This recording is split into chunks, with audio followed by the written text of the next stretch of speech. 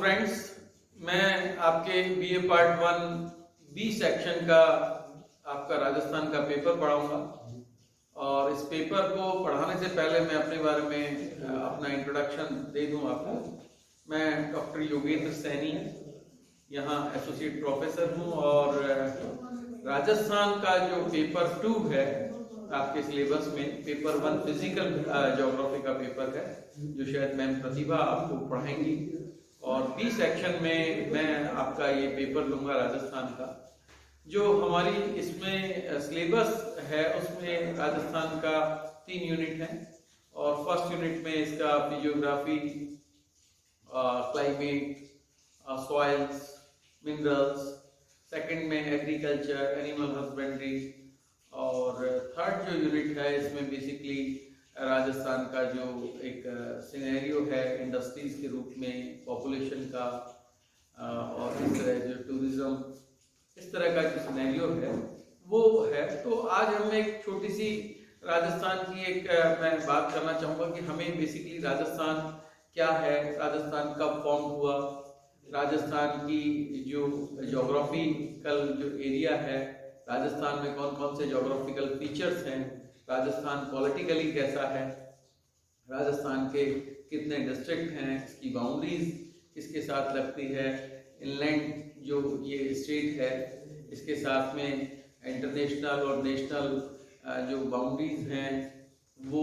Inter state boundary जो हैं, राजस्थान किस लिए जाना जाता है, यहाँ का क्लाइमेट कैसा है, यहाँ किस तरह का क्रॉपिंग पैटर्न है, किस तरह से राजस्थान में जो मिनरल्स निकलते हैं, यहाँ जो फीचर्स हैं, स्पेशली यहाँ के अगर मैं लैंडफॉर्म्स की बात करूँ कि राजस्थान की फिजियोग्राफी में जो टेरेन यहाँ का है, धरातल है, वो किस प्रकार का है। साथ ही राजस्थान एंशिएंट से लेके मॉडर्न एरा तक राजस्थान के अंदर क्या क्या चेंजेस हुए हैं। अगर हम एक छोटे से लेवल पे देखें, क्योंकि आप फर्स्ट ईयर की क्लासेस में हैं, तो जब अर्थ फॉर्म हुई थी तो इस अर्थ के ऊपर सबसे पहले जो फीचर्स डेवलप हुए थे वो फर्स्ट ऑर्डर लैंडफॉर्म्स थे, जिनमें कॉन्टिनेंट और ओशियंस का जो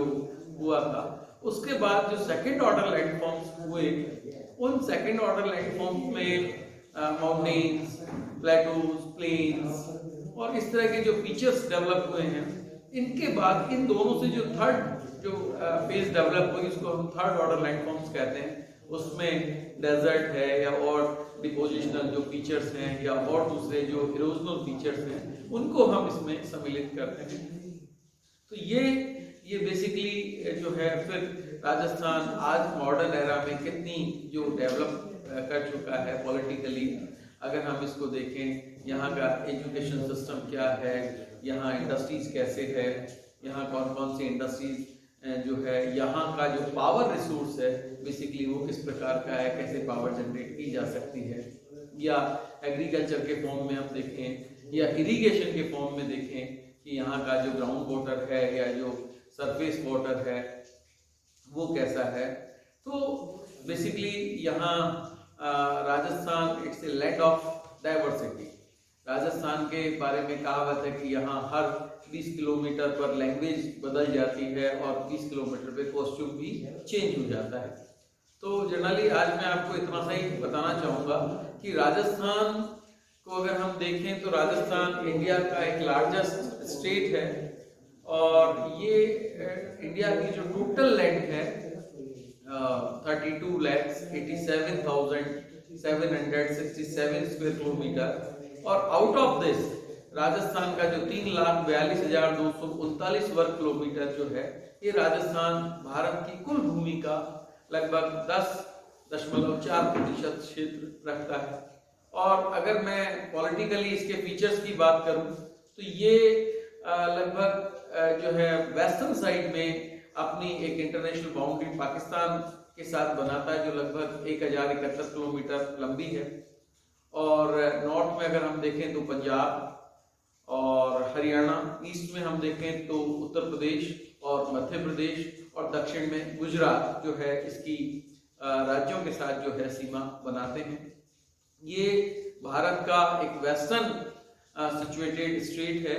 जो एक इंटरनल जिसको हम कहें तो क्लाइमेटिक इम्पैक्ट रखता है, जिसको महाद्वीपीय जलवायु के रूप में हम देख सकते हैं। और यहाँ का जो बेसिक स्ट्रक्चर है कि राजस्थान जो है भारत और पाकिस्तान का जो भारतीय उपमहाद्वीप का एक थार का जो मरुस्थल है उसके लिए जाना जाता है, और थार के मरुस्थल का कुछ भाग पाकिस्तान में है और कुछ जो है राजस्थान में है। राजस्थान एक जो अगर हम आकृति या शेप के रूप में देखें तो एक विषम कोण चतुर्भुज के रूप में है, और इसको हम कह सकते हैं अनइवन रोम्बस फॉर्म में। और ये जो राजस्थान का जो एक सिनेरियो अगर हम देखें तो इसमें इसका जो एक विश्व की प्राचीनतम जो एक पर्वतमाला है अरावली, जो कैम्ब्रियन और प्री कैम्ब्रियन पीरियड की है, वो राजस्थान के मध्य से गुजरती है। इसके जो डायरेक्शन है इसका वो south west to north east की तरफ है, और ये गुजरात से लेकर दिल्ली तक विस्तृत है, जो राजस्थान को दो असमान भागों में बांटती है। इसका जो ईस्टर्न साइड है वो लगभग 40% क्षेत्र रखता है, जबकि वेस्टर्न साइड जो है वो 60% क्षेत्र रखता है। और जो वेस्टर्न साइड है इसको हम डेजर्ट और सेमी डेजर्ट के फॉर्म में जो है हम देखते हैं। ये बेसिकली जो है वेस्टर्न जो साइड है यही राजस्थान के जो डेजर्ट के रूप में एरिया देखा जाता है। यहाँ दो तरह के डेजर्ट हैं, एक जो ग्रेट डेजर्ट है और दूसरा जो लिटिल डेजर्ट है। ईस्टर्न साइड में फिर अगर हम